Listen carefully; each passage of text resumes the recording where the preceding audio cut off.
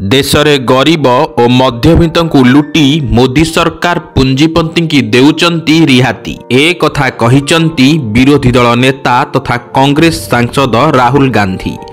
केंद्र सरकार को टिकस नीति उपरे प्रश्न उठाइचंती राहुल।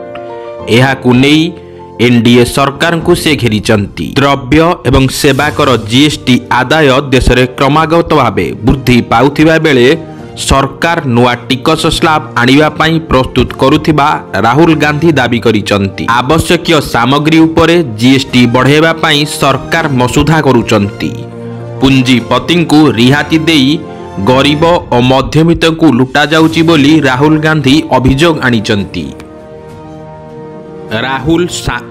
राहुल सामाजिक गणमाध्यम रे शनिवार कहिचंती जे सरकार क्रमागत भाव में साधारण जनता उपरे टिकस बोझ बढ़ेबार लागिचंती, किंतु शिल्पपति मानंकु टिकस रे आश्वस्ति देई चलीचंती और ऋण छाड़ करुचंती। कॉर्पोरेट टैक्स एवं आयकर मध्य रे व्यवधान को दृष्टि रे रखी राहुल एहाकु घोर अन्याय बोली कहिचंती। से आहुरी मध्य कहिचंती सरकार गवर्नसिंग टैक्स जीएसटी नाम रे गरीब एवं मध्यवित्त परिवार रो उपार्जित धन को निशाना करुचंती। भली अन्याय को कांग्रेस सहिब नाही।